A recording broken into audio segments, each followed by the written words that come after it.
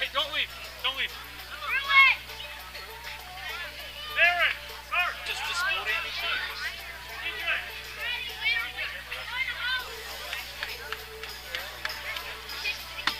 Trying to keep it on the show.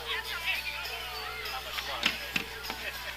I made a mistake. Oh, yeah.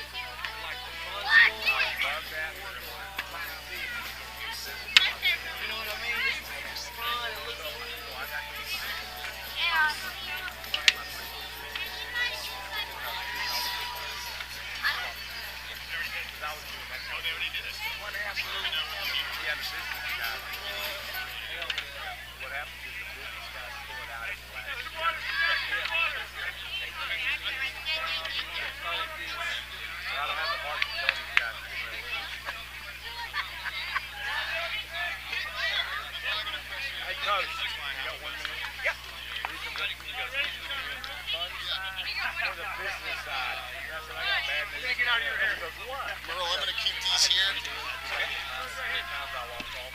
And I go, I was the fun squad. We did that kind of stuff. Wyatt's coming, Renner? No, I think it's Man, y'all look sharp. We're repping the league. That's right. What's your championship bigger than Yeah, exactly.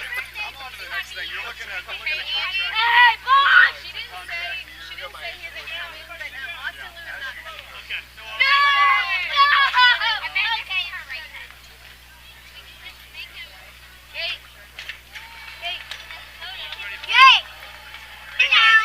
Hey, we're going to announce us, and then we're going to take a picture, okay? I'm announcing us one by one. He's sick. Wyatt's sick. Oh, okay.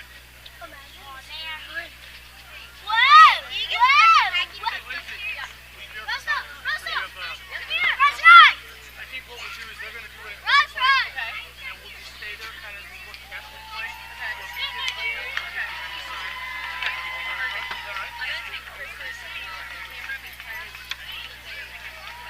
Chris. Ready?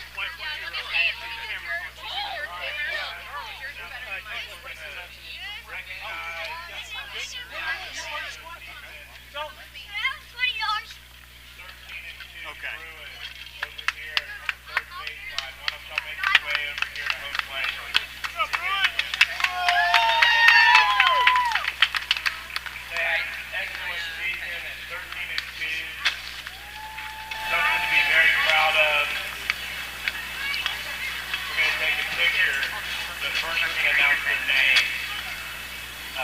Dalton, raise your hand. Wyatt Drainer. Hank Friedel. Aaron Ganzinotti. Weston Ganzinotti. Gus Boyden. Devin James. Graham Lewis. Austin Blues. Jake May. Jack McCollum, Jackson Ranch, and finally their coaches, Andy Friedel and Chris McCollum. Two teams. Coaches, Matt May and Martin Dalton. Way to go, Bruins. Okay, pull it out. Huh? Yeah, it's fun.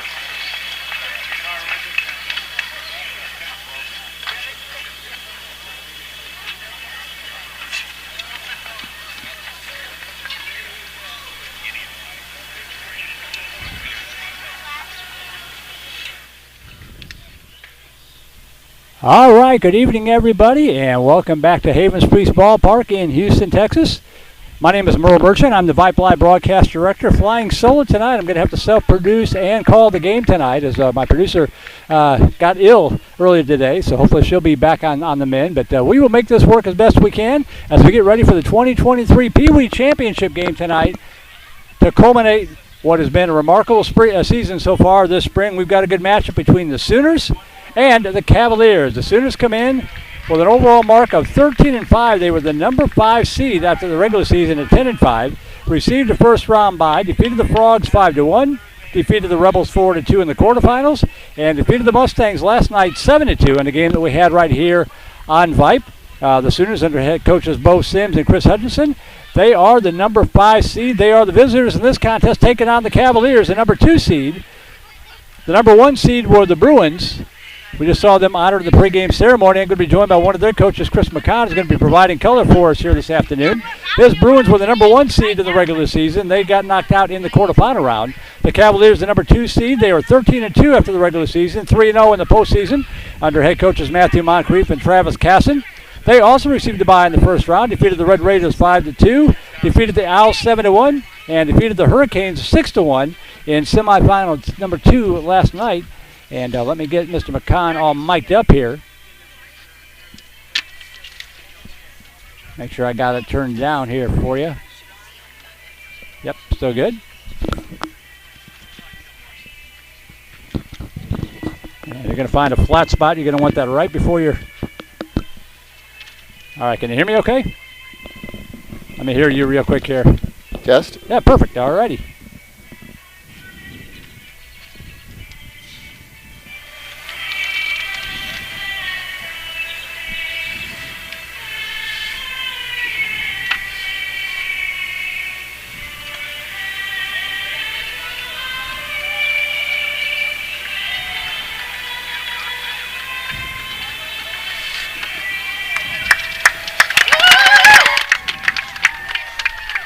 All right, they're doing the national anthem, and I didn't even realize it. So we're joined now by Chris McCann, one of the head coaches of the Bruins.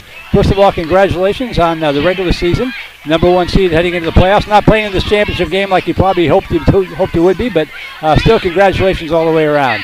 Well, Merle, thank you. I had the distinct honor and pleasure of playing in this game last year, and very fond memories, and whoever comes away with the victory tonight, it's going to be something they never forget, and they can relive it thanks to Vype and the magic of streaming and recording and everything like that. We certainly watched our replay at our team party and many other times.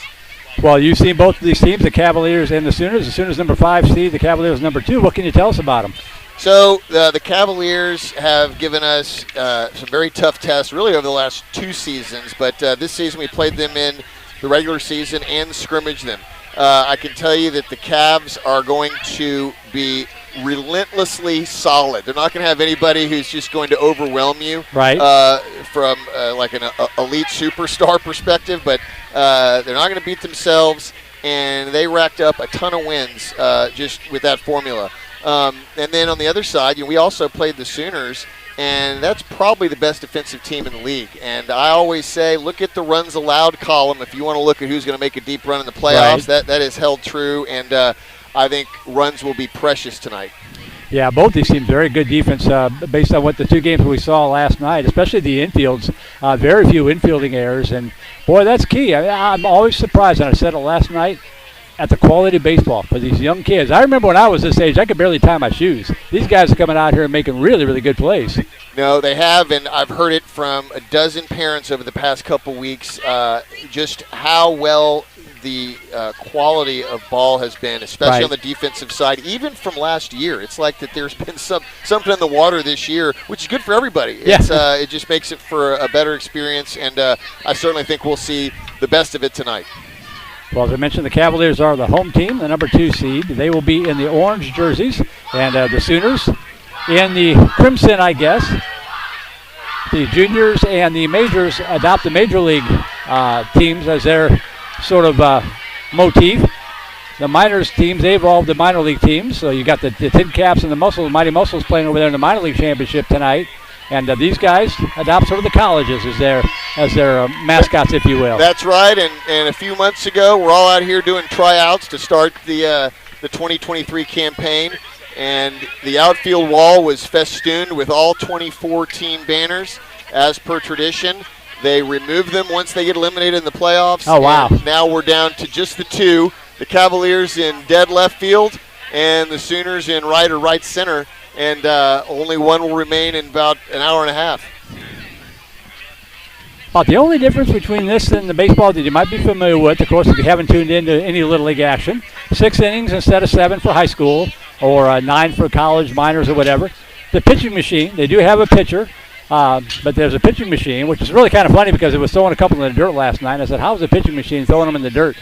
But that's really about the only difference. You can steal bases, but no leadoff. So are there any other rule changes that you're aware of that I had kind of missed out on that might come into play? Yes, a big one is you cannot advance to home from third base on a passed ball or an overthrow on a steal of third. You have to be hit in from third. Interesting. Okay. So otherwise, it would just be too many cheap runs. So, right. So that's something to keep in mind. There's a few other things that we can point out as warranted, but the pitching machine is really what differentiates it. It makes for fast action, no walks. Right. We go outs and hits and batters, and the innings go quickly. The 6 innings will fly by tonight, even though there's no time limit for this special game. And like I said, with the good defense, we should be in for an efficient one, but an enjoyable one. Well, it should be a lot of fun. Looking forward to getting this one underway. As we got the Sooners against the Cavaliers. 24 teams. You mentioned it, 24 batters, 24 teams. The biggest division, I believe, in Post Oak. Is that not correct? It is. It's a lot of kids. It's a lot to sort through for the draft. But yes, it's very hard to win this championship. It's just the sheer numbers of it. Right. You got to beat 23 other teams to get here, and the math is not in your favor. So it'll be a great accomplishment for whoever comes out on top tonight. Batting order for the Sooners: Bo Sims, Jake Hutchison, and William Bowman will lead it off. And we will give you the Cavalier defense. The infield: Max Jacob, Jake Casson, Gray, Moose Lisenby, and Lucas Moncrief, the infield third. First, George West behind the plate. Grayson Myers manning the pitching position. Robert Page and Dallas Mabry in the left field. They will alternate. Thomas Sandoz in center field. I think I was saying Sanchez for some reason last night. It must have been the heat because I had it written down right. And then Master Howard and Liam Landry out in right field. They will alternate. So all 12 guys on the rosters will bat, but only 9 guys playing defense. That's another little quirk. That's right, and they'll rotate. You can't sit out 2 consecutive innings, so right. It's usually the outfielders that are going to rotate every inning. And this will apply to both sides tonight. If you hit a ground ball sharply to the left side, right at short or third, or even in their great range, you're probably going to be out. Yeah. So the formula tonight to score runs is to hit it past the infielders or over them, and otherwise you're probably not getting on base. One little thing we saw last night, it only came into play one time, but there was a ground ball hit to third, and the third baseman had to move to his left to throw it around the pitching machine because, of course, it didn't get out of the way like a normal pitcher would. But that was really the only time that I saw that impact the play. Kind of surprising that it doesn't happen more. These guys take infield, especially pregame infield, with that machine whirring, and after 2.5 months, they are quite used to it. Right. And it's just like another player on the field, but one that is fixed and will never move. And it doesn't impact much. We probably should mention, just for the viewers who aren't familiar with PeeWee, that's another kind of special rule, is if the batter hits any part of the machine, the legs or the wheel, it's a dead ball and an automatic single. I wondered about that. It never happened last night. So you said it's an automatic single? Automatic single, yeah. It's like a ground rule. Like a ground single. rule, yeah, there you go, yeah. Want to thank Shane Shulwinski, our QA, back at the comfy, cozy Vype Live studios, better known as his living room sofa. Keeping an eye and ear on the broadcast to make sure that we're staying on the air and sounding as good as we possibly can. Sue Vincott, our technical director. 3 broadcasts going on almost simultaneously. We've got the Miners Championship game also getting underway at 6 o'clock between the Tin Caps and the Mighty Muscles. And at 7 o'clock, we'll have the Majors Championship game between the Pirates and, I'm drawing a blank, I want to say the Dodgers. Those games were supposed to have been done, like this one was supposed to have been done last week, but Mother Nature remains undefeated. She does, and we endured that. It was quite a grind over the past week and a half, 2 weeks, having to tell your team, wait, go. We even showed up and played 2 innings and had to go hide in the pavilion and it was run away from lightning. But we're finally here, and we've been blessed with a good, if a little warm day. Houston in May, what do you expect, right? That's right.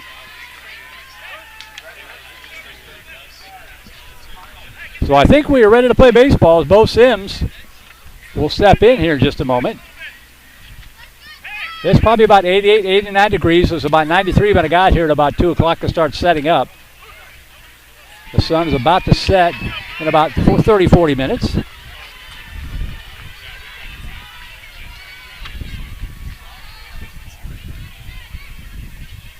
And the first pitch, and we are underway in the PeeWee Championship game for 2023.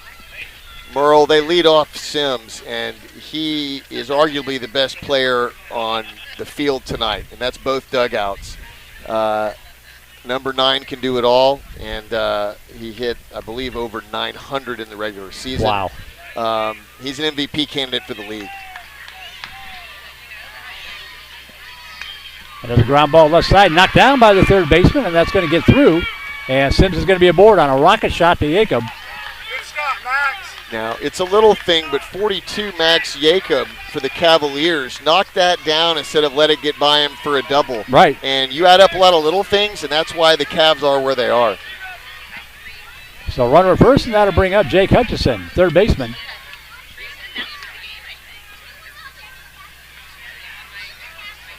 Jake is a twin. Bo, his twin brother, bats 5th in the lineup. Pop up right side out of play. I thought it was something like that, either that or an amazing coincidence. So. Oh, no. And both twins, their dad will coach third tonight and is coaching third right now.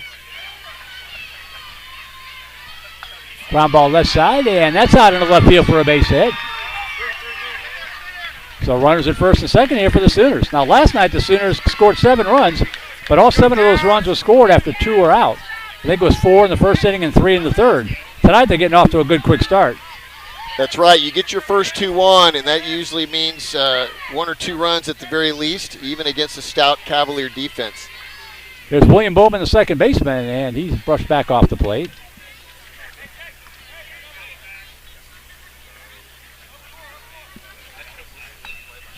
Pop up, and going to be fielded by the shortstop, Jay Casson, for out number 1. That's another PeeWee truism, is you don't want the unproductive outs like that was, right, especially from your third hitter. They're 8 and 9 years old. They're, of course, very human and still young, but hitting them on the ground is what you want, and that's what the coaches will be telling them on both sides. Jay Casson had a really good game last night. Several putouts. As Liam Wallendorf steps in, and that ball hit to the right side. And they will go to second for 1. And rounding third, heading for home. The throw coming to the plate, and they're going to get him at the plate. Way to go, George! They call him out. Wow, a double play. So 4-6 to get Hutchinson for the second out of the inning. And then the shortstop, Casson, fired a strike to George West to cut down Bo Sims at home. So a 4-6-2 double play. How many times do you get that in your scorebook? Well, and absolutely on brand for the Cavaliers. I'll tell you, that was a standard send from the third base coach there to press the action and force the throw, because in normal PeeWee games, you're not going to get a catch, throw, catch, tag, and have it all be completed. Right. But this is the championship game, and third base coach Hutchison will file that in his memory bank. And we'll see if he is aggressive in later innings tonight. But what a way to Houdini out of that trouble in the first inning by the Cavaliers. Yeah, Liveson fielded it. Had the only play was to go to short. I thought we were going to have runners at first and third with 2 outs. But when they sent Sims around, and a nice job by Casson to not fall asleep there. And good field awareness to realize what was going on. Fired a strike, and they got him at home. So we go to the bottom half of the first inning. Sooners nothing, and the Cavaliers coming up. They will send up Casson, Moncrief, and Jacob. Why does it always work out that way in baseball? You make a great play in the field, you lead off the next inning. That can't be a coincidence. Nope, seems that way, and your best players are in spots in the field where they're going to be around most of the balls, in right, position where they're hit, and they're also going to be hitting up there in the first or second. I mean, gone are the days of your best power hitters hitting cleanup. The analytics and the smart coaches out here know that you got to hit them first or second, just for no other reason than if the game comes down to the lineup flipping a third time and you right, only get 1 or 2 more guys to hit 3 times, you want it to be your best hitter. Yeah. You don't want the bat in the hands of your best hitter on deck hitting in the 3 or 4 hole and never getting a chance. That's right. right. Yeah. That's something I would have never thought of. That's a great point. So here's Jake Casson, lead it off the shortstop.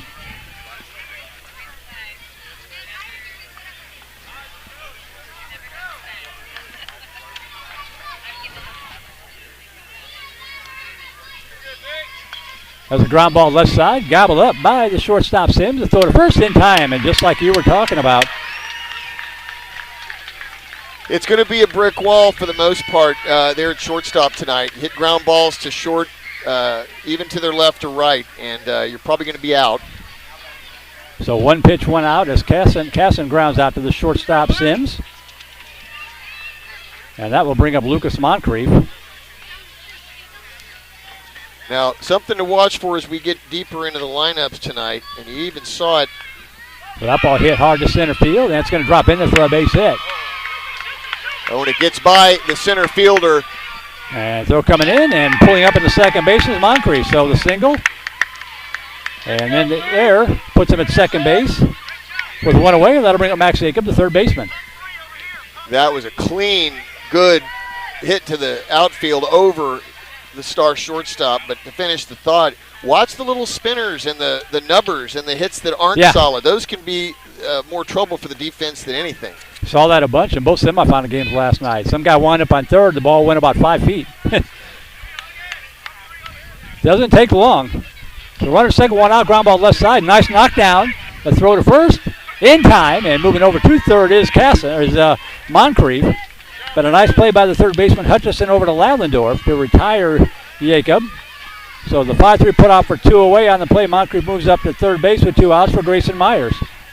It was indeed a great play. That's about an 80% hit chance league-wide in a regular season game. So 2 outs, runner at third for Myers.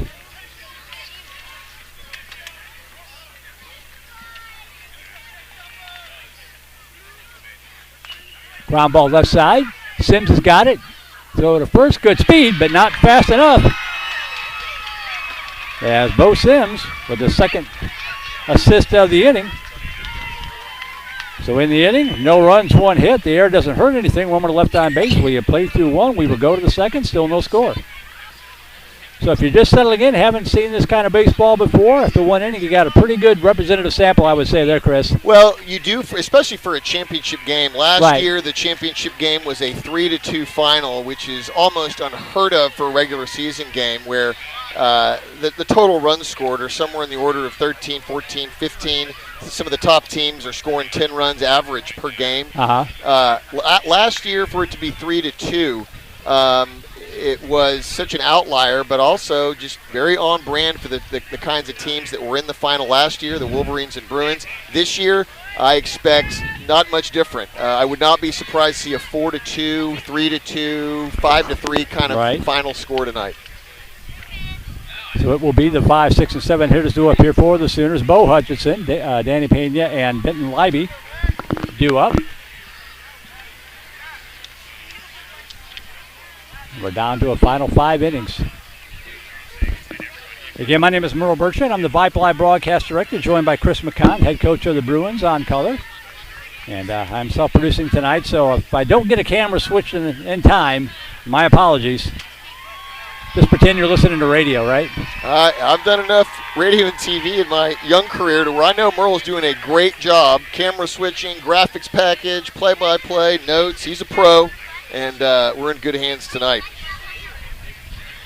If we could just get through the next hour. and get the sun down a little bit. Yeah.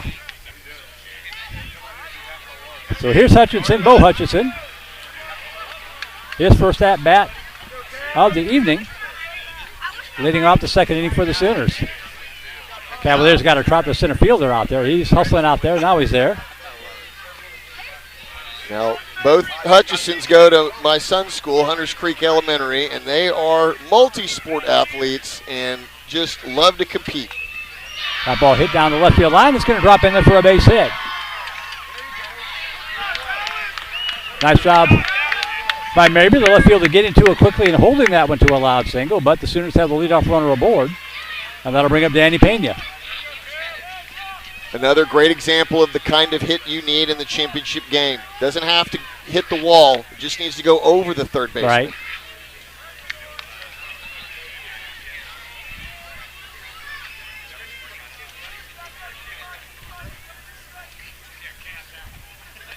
Swing and a miss.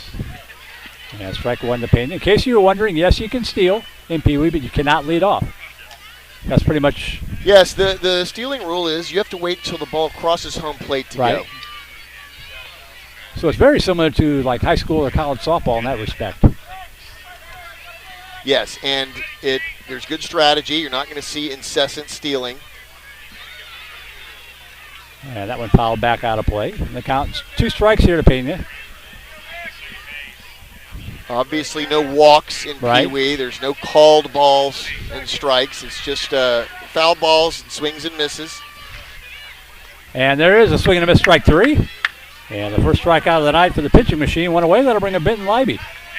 You likely won't see very many strikeouts tonight, especially relative to the regular season games for obvious reasons. I maybe see 2 or 3 more tonight at most.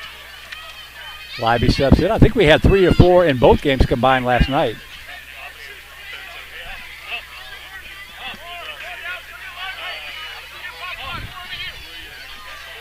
Popped up, heading back over to us.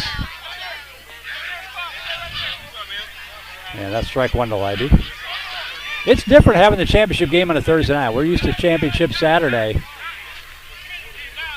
So a little bit different. Not quite as many people here maybe as we're used to seeing.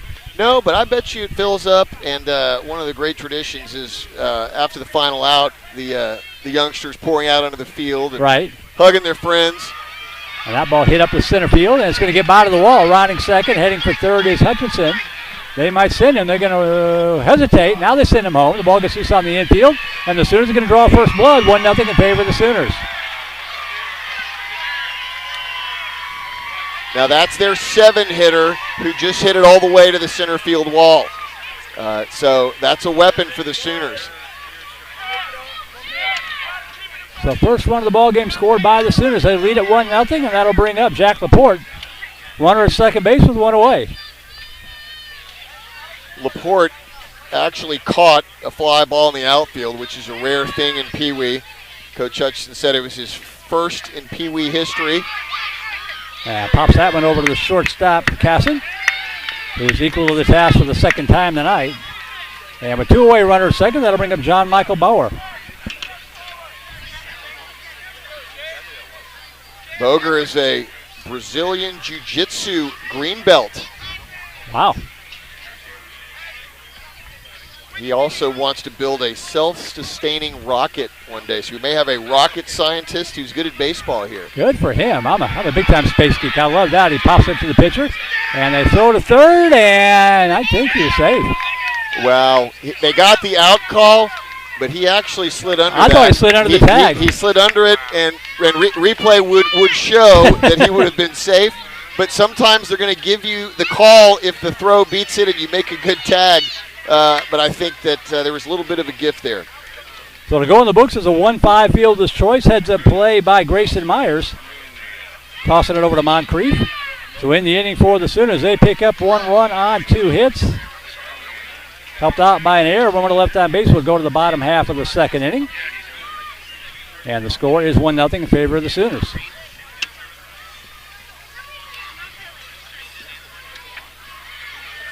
Take a minute in between innings here just to give a plug for the league.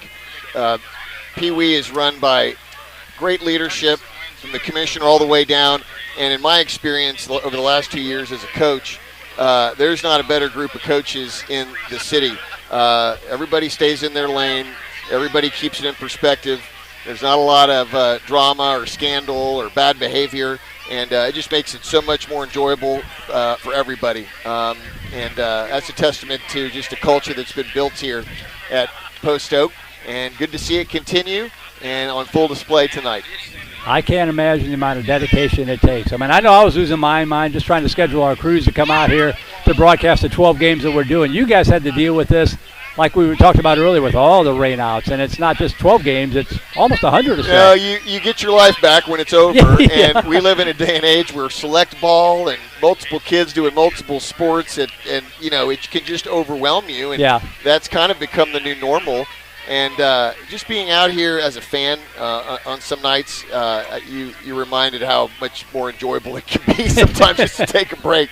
but no complaints. It's certainly been a joy over the past couple of years to be a part of the coaching staff out here at PeeWee. So here's Gray Lisenby. He goes by Moose.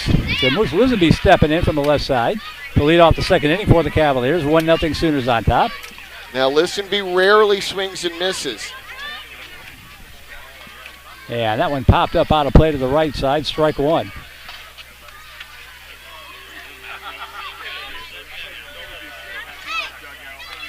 Ground ball. And the toss over to first in time.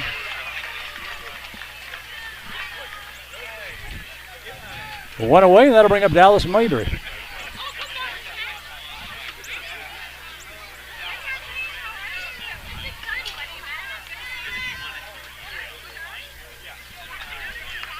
Lisenby, Mabry, and Robert Page, the three hitters, due up here in the second inning for the Cavaliers, who trail at 1-0 early. That ball ripped. Oh, a spear by Hutchinson, the third baseman, lunging to his right, plucked it off the top of the dirt for out number two. Hutchinsons have gotten a lot of action tonight and have been up to it, making good plays in the field, having good hits. And I'll tell you, Mabry is a speedster, so it's big that he didn't get a chance to beat out that ground ball. Hutchinson there at third speared it. Robert Page, that ball down the third base line. That's a fair ball. And Ronnie Ferguson pulling back is Robert Page with a 2-out single to the left. And that'll bring up George West. Now you watch, these coaches pay attention, and so they'll note that that ball screamed down the chalk, and so the next time he's up, Hutchinson will guard the line and make sure that doesn't beat him again. So runner at first for George West, one of the center fielders for the Cavaliers. 2 away.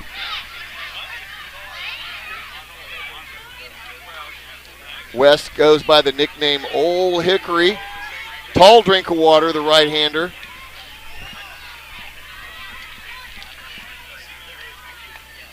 That was squib. That stayed fair somehow. There's the spinner. So runners at first and second. That thing hit about 4 inches inside the fair territory in the dirt and bounced back to the right. That would have more English in the English Channel. A lot of masse on that one, and it started well foul, ended up well fair, and those are the things that can beat you. Wow. As Thomas Sandoz will step in, runners at first and second with 2 away.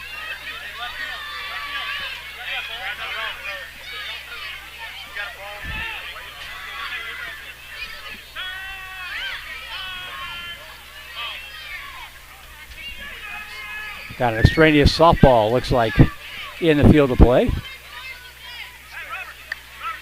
Now, in a 6-inning championship game, it's not too early to suggest this is a big moment with 2 runners on and 2 outs in a game where runs are precious. You obviously want to get a hit here. They're going to try and press the run to come home. The other thing it does is it gets you closer to the top of your lineup for the third inning, which is no small thing as you're strategizing and trying to score runs in a short inning situation. So Page at second, West at first, 2 away for Thomas Sandoz.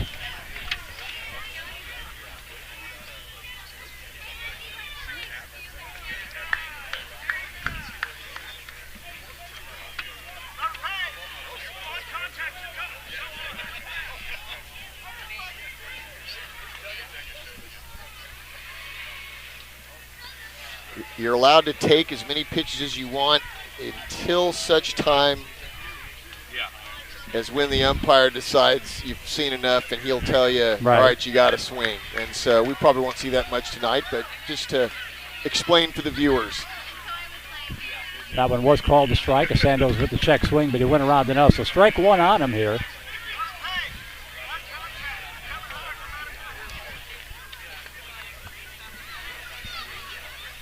Sandoz will be patient. He will pick out his pitch, and obviously very capable of hitting it out of the 9-hole.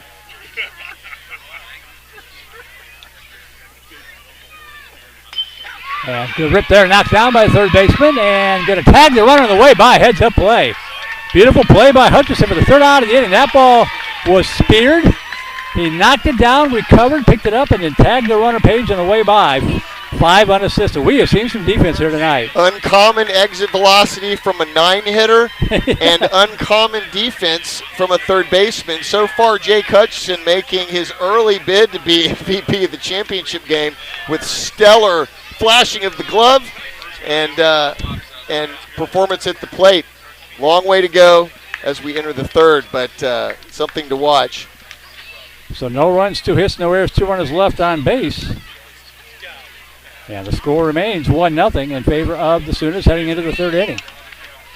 2 times that inning, the ball was hit so fast that I never had a chance to switch the camera over before the out was made. I know I'm slow, but I'm not that slow. Nope, you got fast players, fast bats, and sharply hit balls. Sooners looking to pump up their crowd. That's another great tradition. Every team has a flag, and you'll see in between innings, the entire team will wave it in front of their fans and get them pumped up. And there's no shortage of enthusiasm on the PeeWee field. It probably has more than all the other fields combined out here at the Post Oak Baseball Complex. So in the third inning, it's a 10, 11, and 12 hitters due up here for the Sooners, trying to build on a 1-0 lead. Zen, Chapa, and Saldana due up.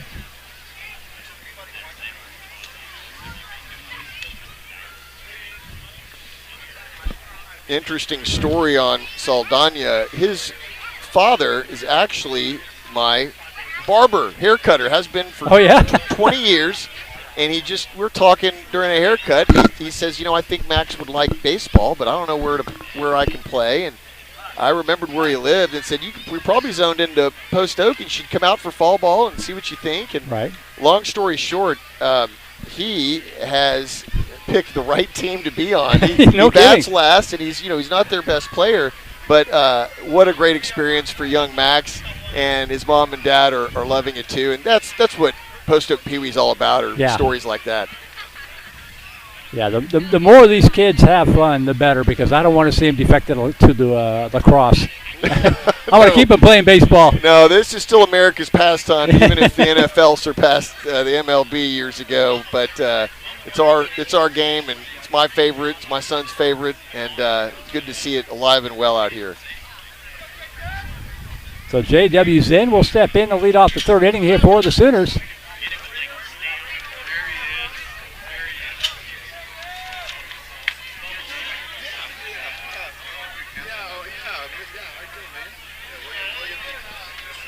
Top of the third inning, Tin Caps and Mighty Muscles, no score in the Minors Championship game. That's also available on Vype. Swinging and a miss, strike 1. Zinn's looking to get redemption for his older brother who lost the championship game back in 2016. JW's the youngest of 3 brothers, all who played here. And he's got big size, number 13 does.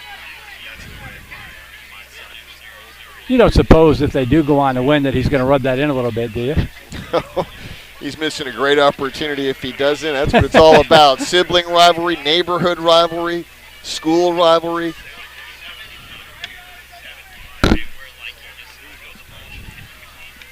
You mentioned the fall league. As these kids get older, they disperse and play on their high school teams. How many high schools roughly are represented in the jurisdiction of Pole?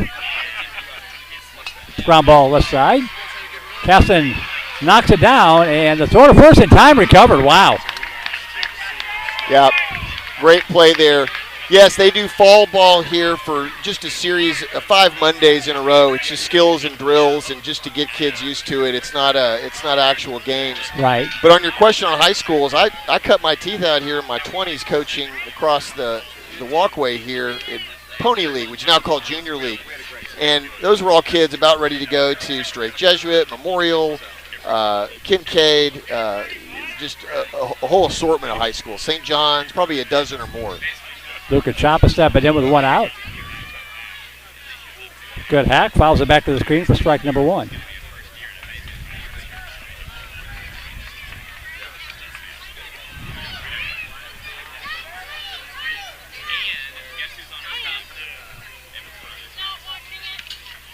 Swing and a miss, strike 2. Now, interestingly, the Cavaliers would be okay, possibly, if one of the Sooners here at the bottom of the lineup gets on base. And the reason for that is that it can help you burn maybe some fearsome hitters in the top 2 slots so that you don't have to start the next inning with the strongest part of their order. Yeah. A little bit of that is a gamble. You'd rather get your outs when you can, but it's an interesting part of the thinking that goes on in both the visitor and the home dugout. As Chapa strikes out for out number 2, that'll bring up Max Saldana with 2 outs and the base is empty. So this is Max's first year of playing baseball, period, and he has hit safely in 3 of the last 4 games. So those are playoff games. That's a big deal when your 12 can get on.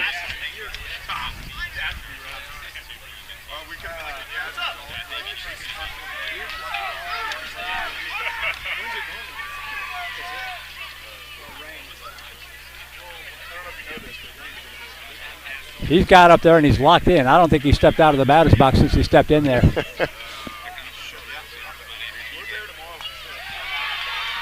Ground ball left side. The throw from Jacob over to first, and that ball up the first base side a little bit. And Saldana is going to head into second base and pull up there. So that's a double for young Max Saldana right out of the 12 hole.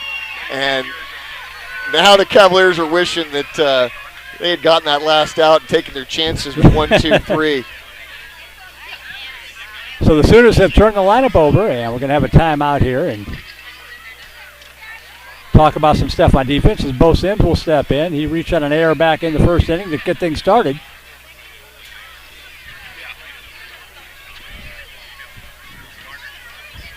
Yeah, you're going to expect Sims to drive the ball hard and score Saldana here and give the Sooners a 2-0 lead. From someone who hit .920 in the regular season, even in the championship game, highly likely that he finds his way on base. Right. And it's more likely it's a double or triple than that he makes an out.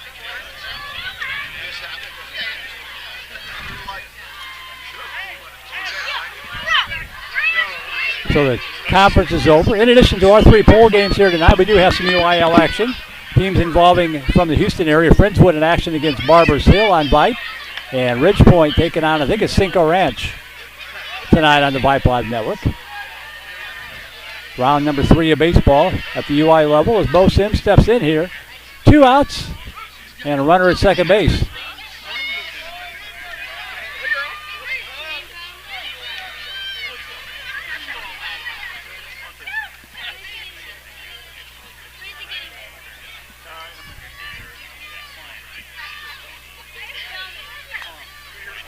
Oh, they got him to pop up, but it's going to fall. It is going to drop in there. Now, will they send him? Nope, no, he's going to hold him up at third. No doubt the first inning double play, which featured a throw out and tag at home, factored into Coach Hutchison's decision to keep Max Saldana right there at third, especially with a really good hitter coming up and his son Jake. So runners at the corners with 2 away for Jake Hutchison. He singled in the first inning. Cavaliers are furiously repositioning their outfielders. Oh, and they got him to pop up, and they're going to get out of it. Yep, squeezed by the first baseman, Lucas Moncrief, to retire the side. That's a huge out for the Cavaliers. So in the inning, no runs on the 2 hits, and 2 runners left on base. Lost opportunity right there. What the Cavs were hoping for there, they knew they were going to get a good swing from Hutchison. Yeah. Is that he just barely misses it and spins one so that one of their infielders can catch a lazier pop fly. And you're not going to get a strikeout, so you just got to hope for something like that, and they got it. So we go to the bottom of the 3rd inning, and it's the 10, 11, and 12 hitters due up here for the Cavaliers. Sooners still lead this 1-0. They scratched out a run in the 2nd inning and made it stand up so far.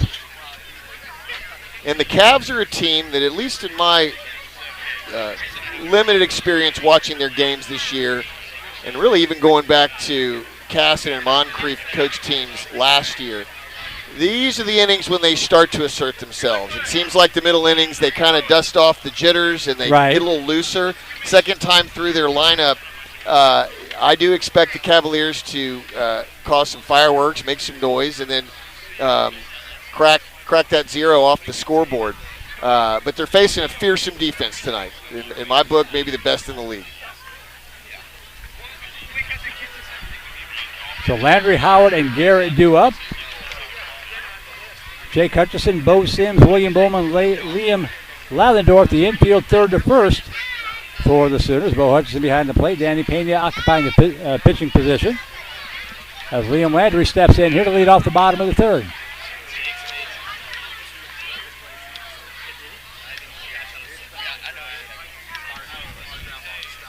They call Liam the Big Easy. And he does not have a high contact rate, but when he does get a hold of the ball, it will fly. Yeah, he looks like a big kid, so I can see that. Great size. Strike one. There's a ground ball. Scooped up by Sims to throw to first in time. Now, Sims is not only perfect tonight on defensive percentage, but has just looked so effortless and fluid and athletic, and you just don't get the sense that there's going to be any chinks in that armor tonight at shortstop for the Sooners. So basically, hit it somewhere other than the shortstop position for both these teams, right? I'm telling you. As Master Howard steps in with one out and the base is empty.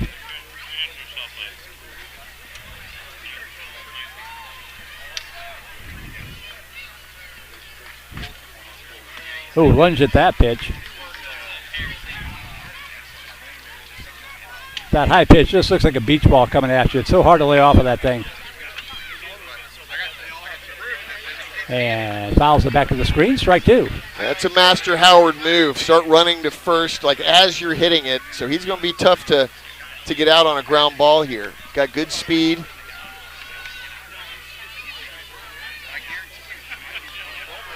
Ground ball right side.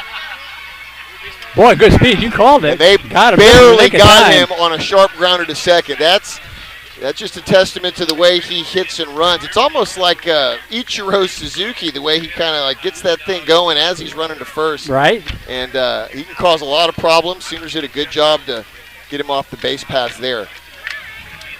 So William Bowman with the put out, the 4-3 to Lalendorf. 2 out, space is empty for Camp Garrett.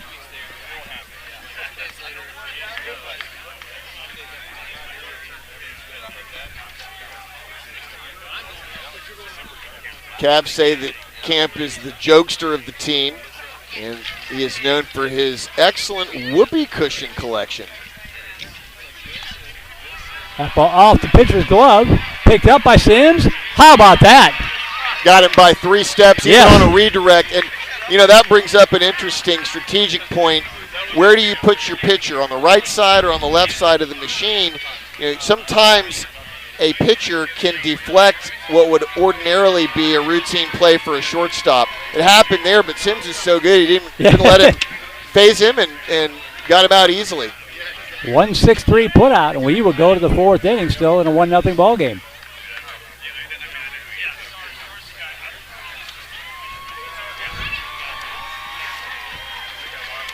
Before the Sooners in the 4th, they will send up Bowman, Lalendorf, and Hutchison, the 3, 4, and 5 hitters.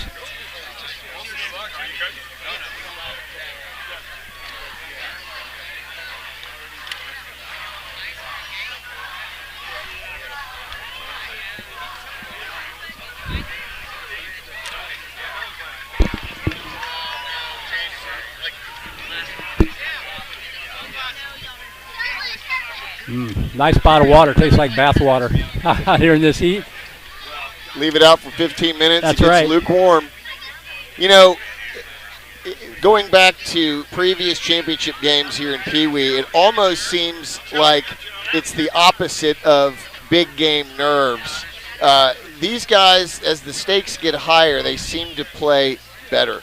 They get to balls that they maybe wouldn't have gotten to in the regular season or even in the first round of the playoffs, that everyone ratchets up their game by a notch or even a notch and a half. You'll probably see before the game ends tonight some great play, a catch on a fly ball in the outfield or something to that effect. So it's fun.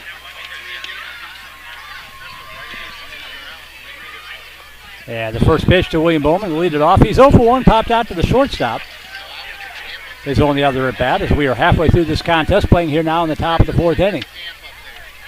And there's a swing and a miss for strike 1.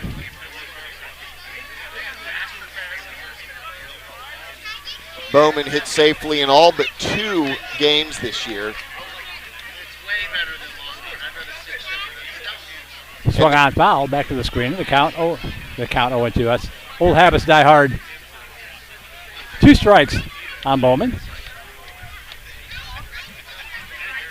And this is a Sooners team not known for its offense. In fact, its runs scored numbers were middle of the pack at best, if memory serves, on the standings. And a pop-up right back to Casson. His 3rd put out of the night on balls hit in the air. Casson gets overshadowed by his counterpart Sims in all the MVP talk, but boy, absolute stalwart shortstop, one of the class of the league, and great size, and handles himself just with class and grace. Big fan of both shortstops here tonight. As Liam Leilendorf steps in, he is 0 for 1, grounded into a fielder's choice in the 1st inning.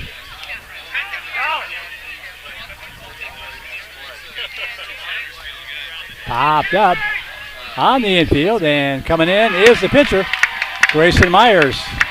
Good communication between him and George West. That can be a little tricky on a ball hit like that.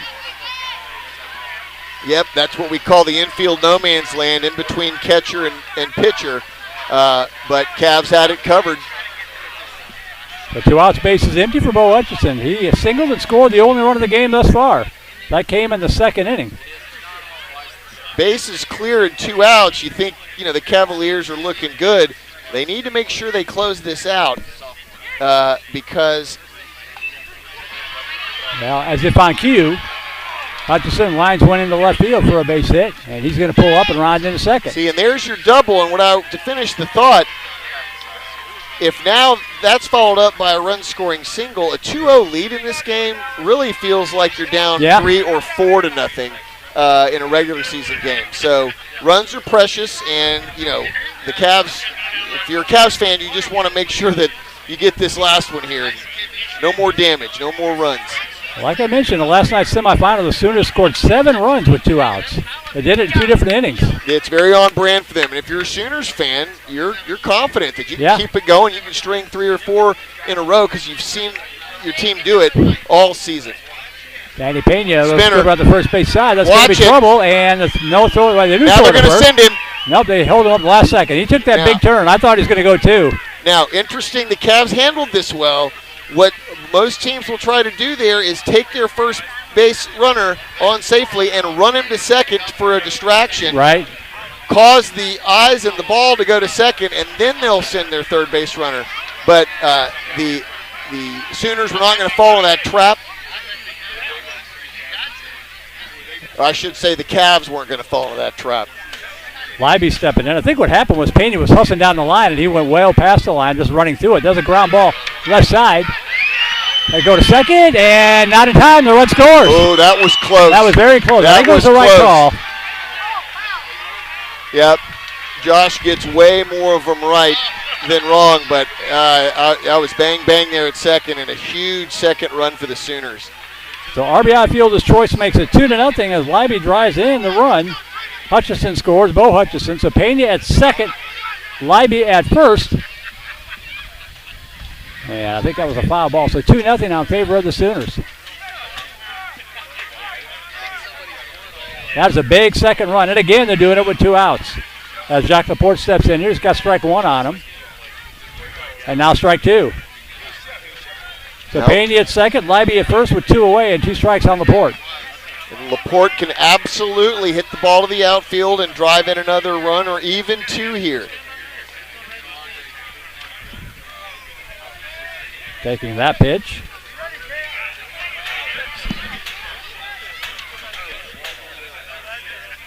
Sooners started the regular season a couple months ago with, I think, 2 shutouts and put the team on notice that was going to be their calling card all year, and they're threatening to do it in the biggest game that there is. That one poked foul. 2 strikes, the count remains. Again, Pena at second, Libby at first with 2 outs. Now, Cavs obviously don't need to panic and just need one more out here, even just one more strike. But Right. I will say that 4-0 takes their win chances and puts a hammer on them. That ball. That's going to get through out in the left field. And now dropped and running third, heading for home is Pena. That's going to be run number 3. Yep, a little defensive miscue. Only 1 run in. But, again, very big. So 3-0 now. John Michael Boger steps in. Runners at first and second, 2 outs. And a 3-0 score in favor of the Sooners. They've done it again, the 2-out magic. This is the most improved Sooner, according to Coach Sims and Coach Hutchison. You always love to see the kids who improve their skills and really get better during the year. Not swinging a miss, strike 1. Happens to almost everybody, but every team knows they've got one kid who's really a different player than when he started back in February. And there is a sharp grounder that ends the inning for the Cavs and to limit the damage. But they have their work cut out for them, and Yes, only they 3 do. innings to come back. They can do it, but boy, they're going to have to do it against the toughest defense there is. Nice play by William Bowman. Fielded that one on the short hop and tagging Laporte on the way by. But in the inning for the Sooners, they pick up 2 huge runs. They get it on 2 hits, helped out by an error, 2 runners left on base. And we will go now to the bottom half of the 4th inning. New score, 3-0 in favor of the Sooners.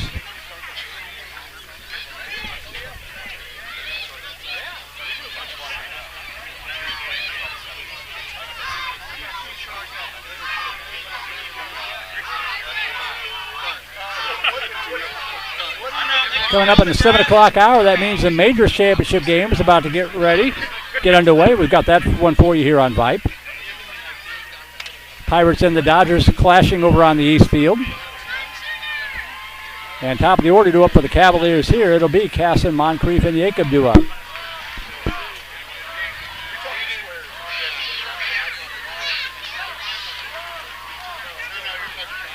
Just sent away. I'm sorry, go ahead. No, it feels like if the Cavs are going to win tonight, then they're going to start making their move in this inning with exactly the lineup they want, Right. exactly the hitters they want coming up, and, you know, just a history of turning it on in these middle innings. You just get the feeling that if the Sooners can somehow put up another goose egg here, that they'll just be looking really strong Right. to finish it out. Yeah, the Cavs have 9 outs to get 3 runs. Is basically what it comes down to. Yes, and no time limit on this game, which is unique to the finals. So here's Jake Casson. He's 0 for 1 grounded out to his counterpart Sims in the bottom of the 1st inning.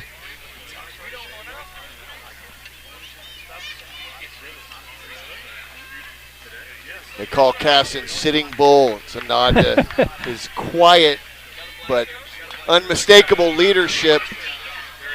And that one, a nice catch on the right field fringe by William Bowman.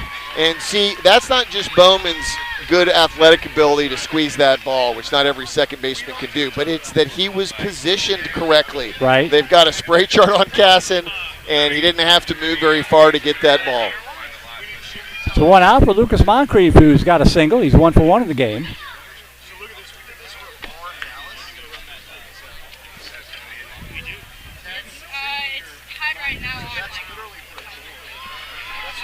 That ball popped up, and that's going to drop in there for a base hit. Ronnie first, and pulling up there is Moncrief. Big hit for the Cavs. Got it to the outfield. Bowman almost tracked that one down again. And I expect Jakob to hit one on the ground here and start the wheel going for the Cavaliers.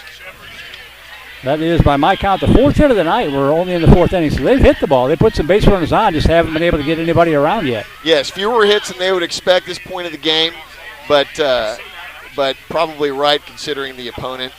And again, this is the time they got to start stepping on the gas. That one squibbed to the right side. Oh, it took a weird it's spin. A spinner.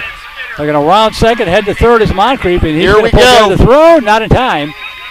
And moving into second base is Jacob. And you saw what happened. Yep. Throw to third, then can advance the runner from first to second. So now you've got two in scoring position with one out. Cavs are a single away from making this a one-run game and setting us up for an exciting finish on a Thursday night. As Grayson Myers will step in.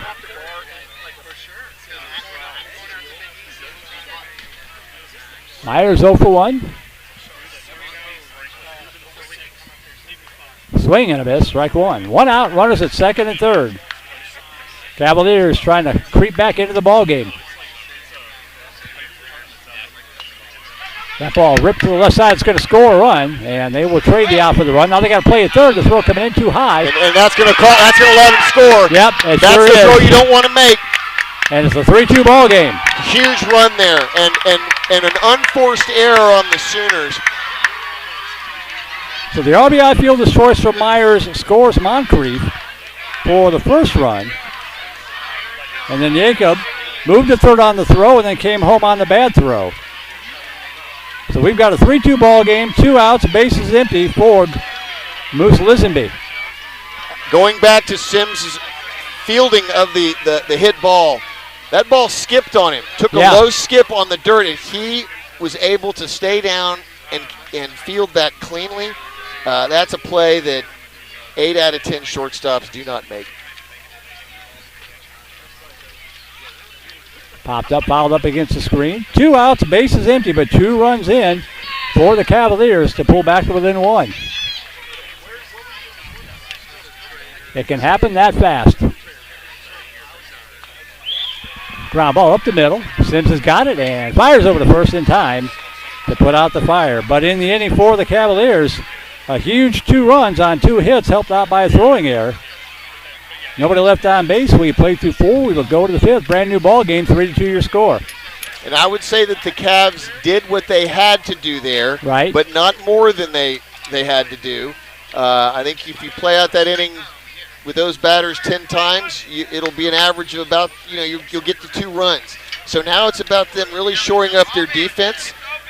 No errors, hold the Sooners to the 3, and then, get back to the top of their lineup. And for the Sooners, it's about just keep putting pressure on these Cavaliers who are unflappable, but who know the quality of opponent they're up against tonight. Well, as you kind of track it, the Sooners are going to have their 10, 11, and 12 hitters, so they're guaranteed to get the top of their order up at least one more time. And to your point, you've been talking about it all night, the Cavaliers are going to come up in the bottom of the 5th inning with their 6, 7, and 8, so they don't have that same guarantee. No, but this is the point in the game when you start projecting who you're going to have in the last inning as we enter the 5th and what the in-game scenario is going to look like. And all coaches do it. They're kind of like trying to figure out, okay, who's going to be up when it counts. And every pitch, every out's going to be big. Right. And you just want your best hitters all year to be up when it counts. I was able to have that last year in a one-run game. I had my best hitters come up, and maybe the MVP of the league came up and he struck out. So you just never know. You never know. But you want the best odds that you can possibly get as we wind this down. I would say it's close to a coin flip at this point who's going to win. Because the Cavs do have an advantage as the home team, knowing what they will have to do. Right. That's the beauty of baseball. It doesn't matter if it's 8-year-olds or the major leagues. It will break your heart no matter what you do. You just never know. The coaches know it. They felt the heartbreak and the elation. So here's J.W. Zinn stepping in. He's 0 for 1, grounded out to Casson at shortstop.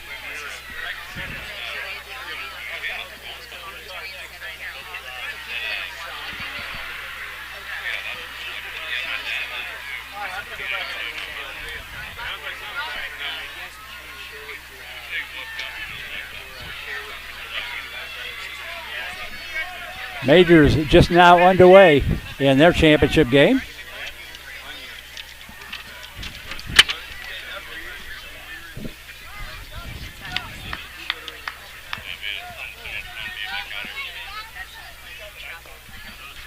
Zen being very patient. Being very zen, if you will. Touche. Swing and a miss, strike one. Now, with 10, 11, and 12, the Cavs are obviously thinking 1, 2, 3 inning here. No base runners at all and get right back up to that dish.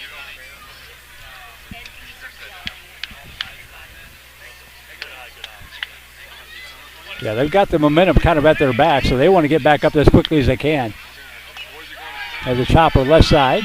Slow roller to Cassett. The long throw to first in time. Yet another put out as Zinn grounds out to Cassett for the second time tonight. One away, that'll bring up Luca Chapa. It's a little thing, but you notice the patient aggression, what I call it, from Cassett there. He didn't rush.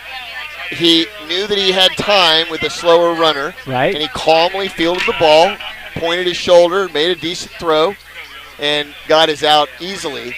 And he's also playing in the grass here. You'll notice they've got their guys positioned exactly where they should be. They didn't get here by accident. As a slow roll to the left side. They're gonna need to make that roll foul, but they pick it up, and that ends any chance. That was probably going to stay fair. I think it was. To You're be right. fair That's to the only third chance they baseman. had. Their only chance was somehow it's going to roll foul, but those will kill you. Yeah. So top of the board on the infield single, went about 5 feet. I always say it's not always how hard you hit them, it's where you hit them. That's right, and bad news for the Cavaliers. Saldana can do exactly what Chapa just did and has for the last few games. Reached on an error last time on a hard hit ground ball to third base. Could have been ruled a double, could have been ruled an error. Hit it hard either way. For our stat keeping purposes across the league, we don't keep errors at all. It's just if you get on base, you get a single. If you get on second, you get a double, no matter how you do it, and that tends to come out in the wash at the end of the year. Right. I like that because I hate trying to figure it out. Nope, we don't even try. That one fouled back. Strike two to Max Saldana.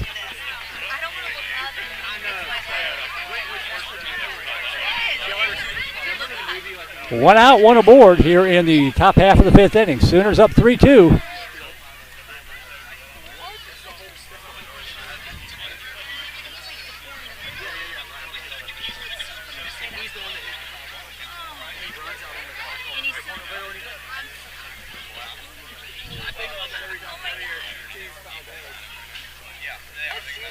Wow. Ground ball. Caston will go to second. Good heads-up play. Knocked it down, kept it in front of him, realized he had plenty of time to force Chapa. So the 5-4 force, 2 outs, runner at first, as Saldana replaces Chapa. Back to the top of the order will go to Bo Sims. Impressed by Saldana's hitting the ball in the barrel of the bat as a 12 hitter in the lineup. That's a huge deal.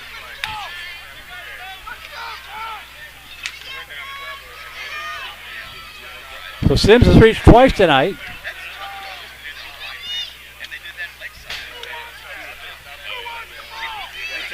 Now, Cavaliers are cautiously optimistic that this is a situation where they could get away with getting Sims out of the way. Right. And then maybe taking your chances on getting a pop-up or coaxing a hard ground out from the second or third hitter. That one they popped got to the the right pop-up. side, and That's nice huge. catch. That's huge to get Sims out. Let's see, was that the first baseman made that catch or was that second baseman? It was. Nice play by Backpedaling Moncrief. and positioned well. Coach Moncrief exhorting his team to get fired up. They got 6 outs to do it. So we would go to the bottom half of the fifth inning, still 3-2. And 6, 7, and 8 hitters due up here for the Cavaliers. You look at some of the telecasts these days and they have win chance or probabilities or odds. If we had that for this game right now, pretty close to a coin flip as to who's going to win. Right. Obviously, you give the Sooners a slight edge, 55-45, just because they have a lead, and that's huge in a low-scoring game. But the Cavs with last at bat and where they are in their lineup, just keep an eye on that and where the Sooners are in their lineup. And if this game goes extra innings, all bets are off.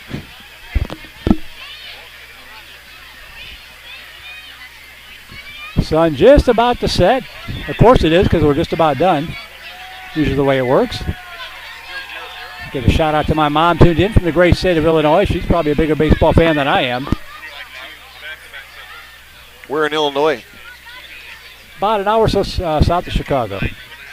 I went to college at Notre Dame, and Chicago is the place I'd go to have fun, but I'd run out of money in about 45 minutes.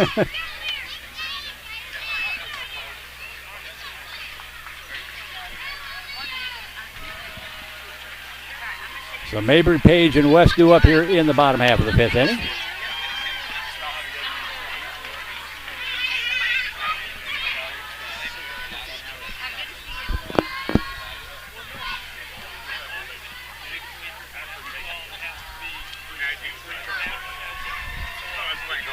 Well played game, 2023 PeeWee Championship. We're in the bottom half of the 5th inning of 6. 3-2 Sooners on top. They jumped out with 1 in the 2nd, tacked on 2 more in the 4th. Cavaliers got those 2 back in the bottom of the 4th, and that's where we stand.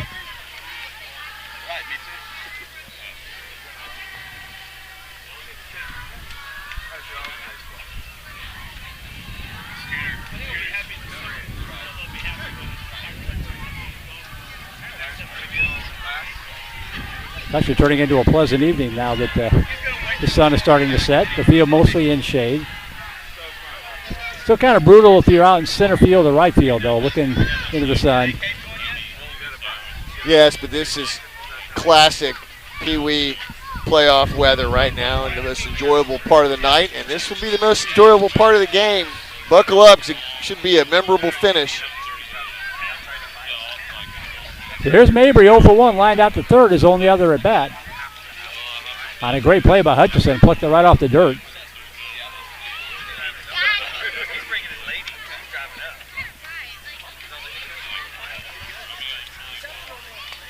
Slow tap on the left side, and pitcher Pena's got it. He'll toss it over to first. Great play by the pitcher. Yeah, Pena to Ladendorf.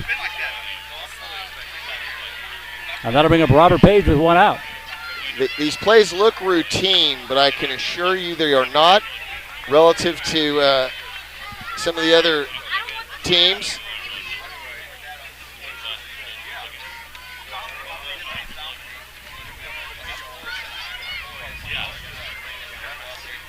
Page 1 for 1. He singled in the 2nd.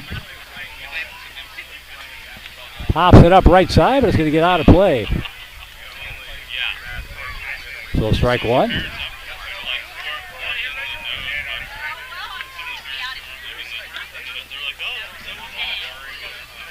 Cav coaches claim that Page only requires 2 hours of sleep per night. Young man after my own heart right there. Popped it out of play again. Strike 2.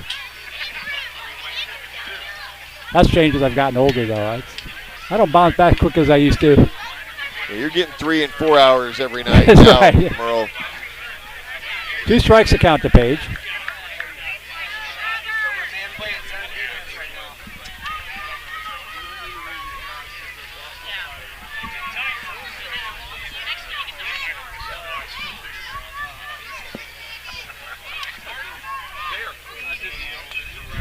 That one popped up to the left side, and Sims hauls it in easily for out number 2. So 2 away for George West. Now it's critical for the Cavs to get 1 or really even 2 guys on with 2 outs when you look at where they are in their lineup. Right. As a ground ball left side, Hutchison's got it.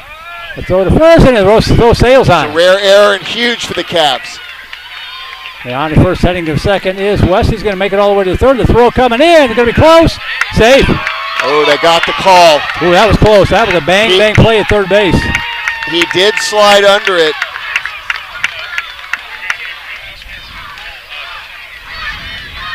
So the tying run to the third base with 2 outs with Thomas Sandos. Sandos 0 for 1, reach out of fielder's choice in the 2nd. Tying run at third base, but 2 away. Sooners are thinking if we can get Sandos here, yeah, we preserve our lead and we force the Cavs to bring up their 10, 11, and 12. All of whom can hit, don't get me wrong, but it's much preferable for the Sooners than to face their 1 and their 2. Right. The coach's sons.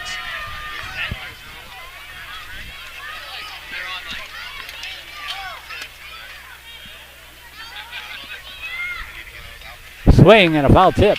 Strike one to Sandos. Reminder, you cannot go from third to home on a pass ball. You have to be hit in.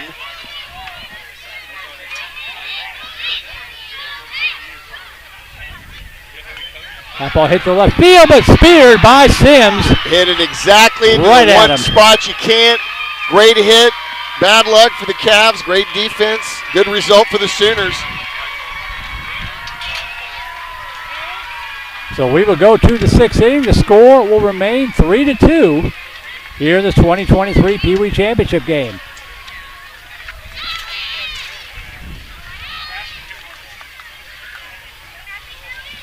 Over in the Miners game, top of the sixth inning, Mighty Muscles lead that one 2-0 over the Tin Caps. Got the call there, semifinal games last week.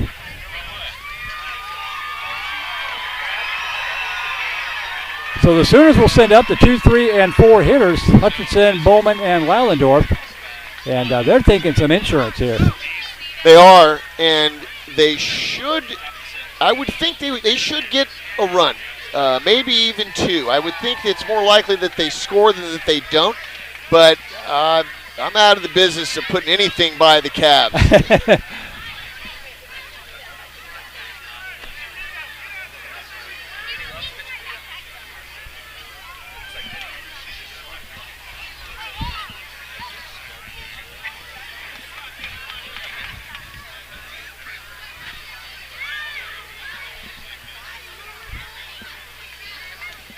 It's been a fun ball game. So glad we got to come out and do this for you. This is our 6th year broadcasting this tournament here on Post Oak Little League.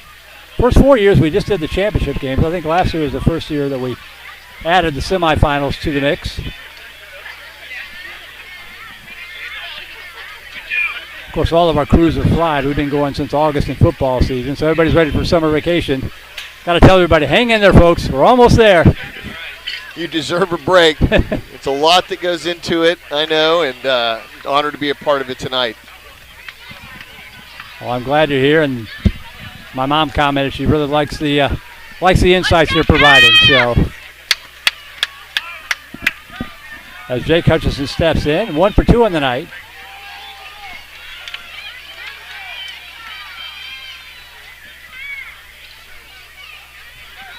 So Jake Hutchison, Bowman, and Lallendorf do up here for the Sooners as we play here in the top of the 6th inning.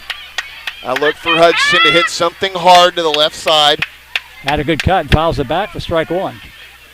On his misses, he can hit pops to the second baseman or slightly to the right side of the infield when he gets kind of his hands stuck.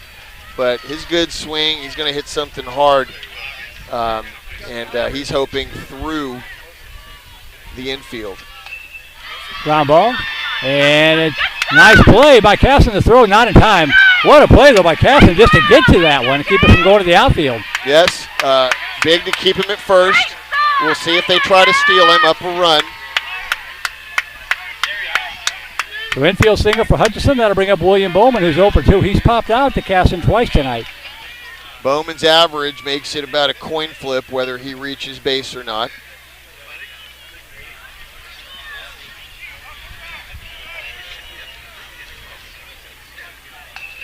Ground ball left side. Casson's got it. He's going to go to second for 1.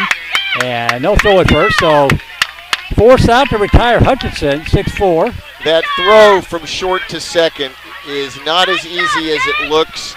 A lot of teams have trouble with it because the second baseman sometimes is slow to cover. Right. Second baseman's usually not very tall. It's just an awkward throw, but they did it there very well in a time they had to have it. So Bowman replaces Hutchison at first base with 1 away, and Leon Lallendorf will step in.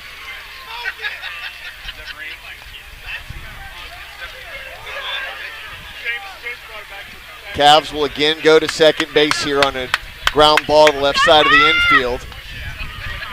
To the pitcher, and they're going to take the out at first. Bit of a low throw, but dug out nicely by Moncrief.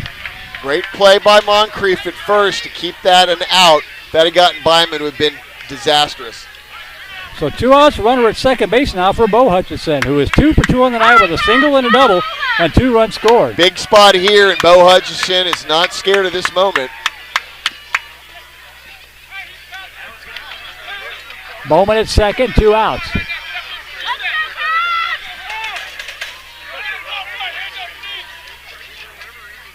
Popped up, foul, out of play. Good cut. He got to pitch a little bit up near the letters. Hard for him to get on top of it, but he will not go down quietly. Popped up to the left side, and it is going to be Casson holding it in for out number 3. So the championship, Chris McCon, comes down to these final 3 outs. As it should, and as it always seems that it does.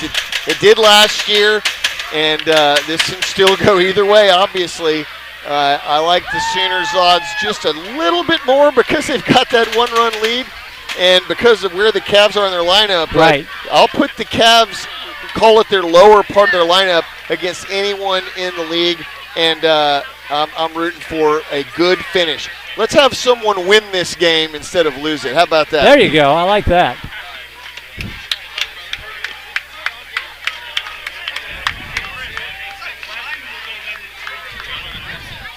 So it is the 10, 11, 12 hitters due up here. Landry, Howard, and Garrett here in the bottom half of the 6th inning.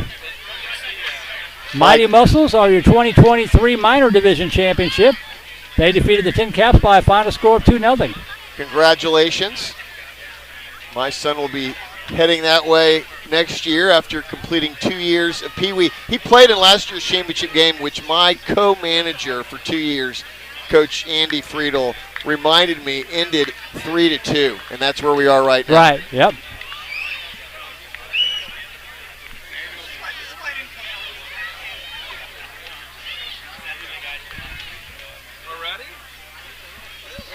Jake Hutchison, Bo Sims, William Bowman, Liam Lavendorf, the infield third to first. Bo Hutchison behind the plate, Danny Pena, the pitcher. So that's your infield for the Sooners.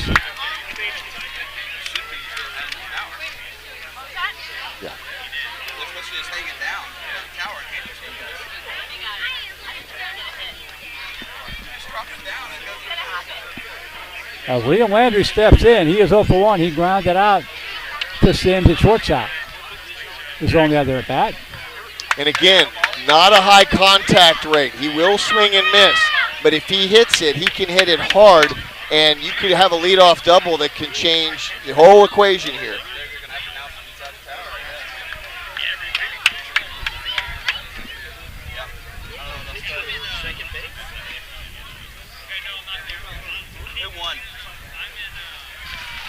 Takes the first couple of pitches, does Landry. Swings on that one, slow roll to the right side, and that is a foul ball. So strike 1. It's a break for the Cavs.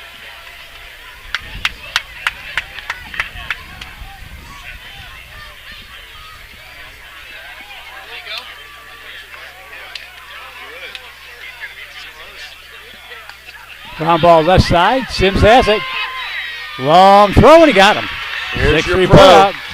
That's Bo Sims, and right now, he's sort of the unquestionable MVP candidate if the Sooners can hold on. He has just been outstanding tonight. Been a vacuum cleaner, that's for sure. Here's Master Howard. He grounded out to the second baseman, Bowman, his only other at bat.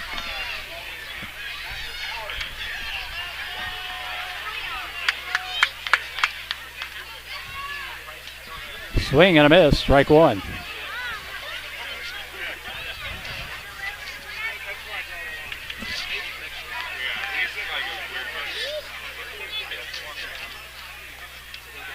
I'm sure the Sooners would tell you this, that Bo Sims, while he's great on offense and defense, he is about 5 times more important to them for his defense than whatever he does Right. every 12 batters. Strike 2 now to Howard.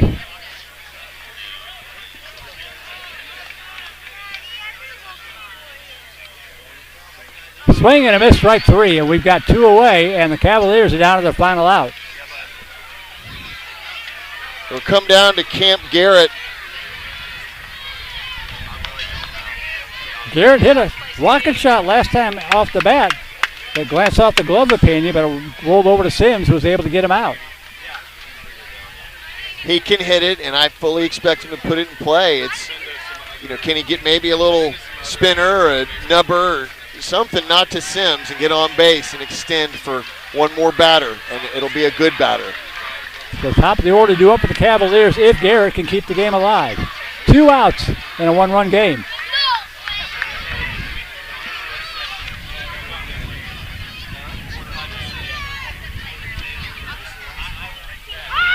Ground ball right side, and it's going to roll foul. Strike one. Payne is a good pitcher, and he was there. If that had stayed fair, I think Garrett would have been out at first, so probably fortunate that it rolled foul. Strike one to Camp Garrett.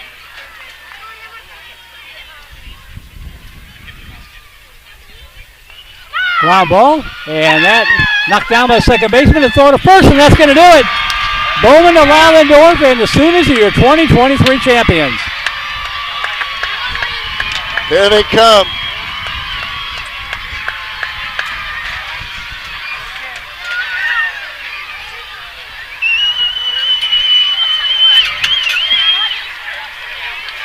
Let the celebration begin.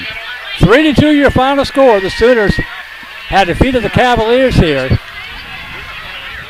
Cavs coaches very graceful in defeat here. Congratulated the Sooners. I just want to recognize once again what a great job both Sooners and Cavs coaching staffs, the parents, the dugout dads, the moms did to get to this point and to give us a treat of a game tonight. I thought it was really well played, and it was a joy to call it. Well, thank you for helping us out tonight. And you called. You said it was going to be probably about a 3-2 game, 1-run game, based on your past experience and what you've seen over the years here at this division. I've watched enough games to, have a good guess. I'm wrong plenty, but tonight it turned out to be kind of what the two teams had led you to believe would happen, and it's great to see it. I think 3-2 is much more fun than 11-8. Oh, I agree. We just saw good, clean baseball, and that's what it's all about in the championship game. Before we let you go, do you know what the plans are for any sort of award ceremonies or something we're going to be able to get here on camera? Or? Well, so what they will do is they'll let the crowd dissipate, and then, yes, the commissioner of the league will come out and present. Last year it was very nice championship rings, and they'll let the champion coaches say a few words. And so if we want to stick around for that, I think we probably can. They usually get that started here in about 2-3 minutes. All righty. Well, I'll let you go, and I'll keep the stream up for anybody who wants to stick around. Awesome job. Thank you very much. You were a lifesaver. Thanks, Merle. Chris McCann kind of to join us here with color commentary, and best of luck next year as well. Thank you. So we'll keep the stream up and just kind of see if we get what we get here with the post game.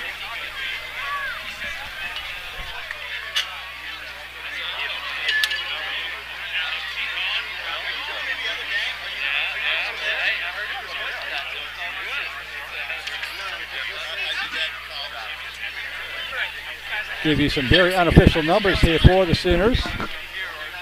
3 runs on, by my book, 8 hits. Left 6 runners on base. Cavaliers 2 runs on 5 hits. They left 3 base runners. And the Cavaliers, the number 2 seed coming into the tournament, will finish out the 2023 season with a final mark of 16-3. Congratulations to Coach Matthew Moncrief and Travis Casson and all the Cavaliers. The Sooners will finish out their year. They were the number 5 team coming in. They will finish out their season at 14-5-0 under head coaches Bo Sims and Chris Hutchinson. Well, I'm going to sign out. I'll keep the stream up for a couple minutes and see what we can get here. I don't know if we're going to be able to see anything or not. But on behalf of Chris McCann, our technical director, Sid Vincott, our QA, Shane Shawinski, Shane Hildreth, everybody over with Vype Media. My name is Merle Bertrand, signing out here from Havens Priest Ballpark in Houston. And congratulations to the Sooners. They are your 2023 champions as they defeated the Cavaliers by a final score of 3-2. Good night, everybody.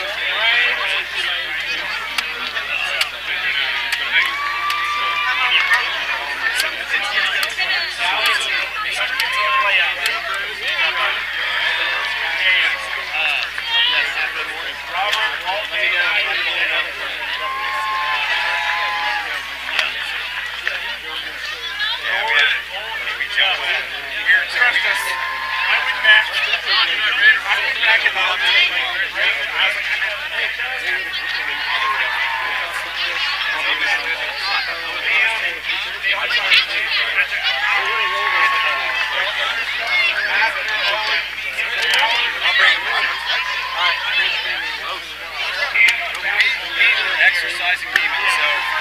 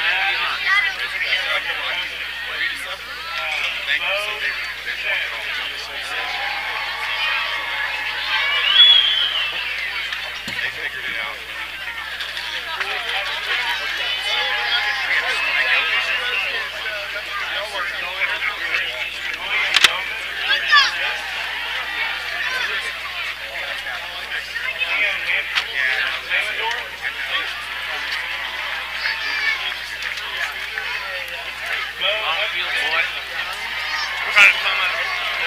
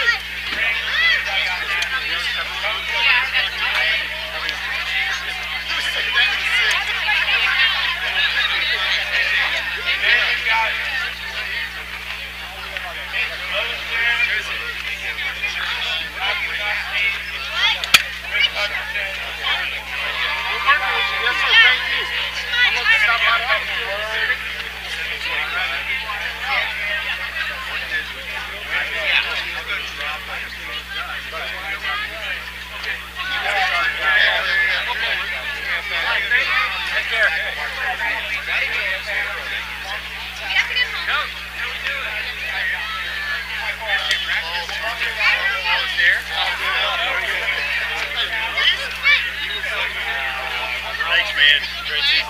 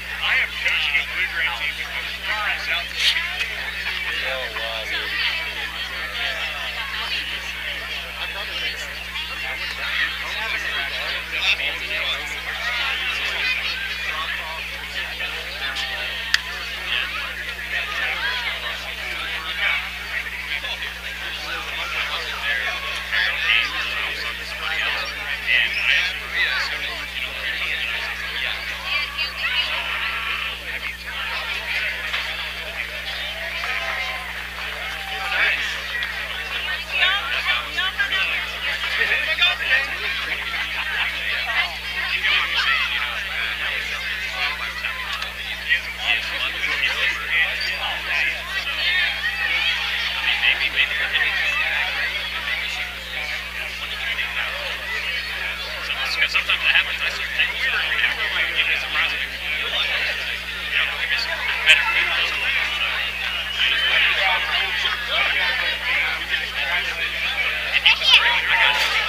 He was great. I like him.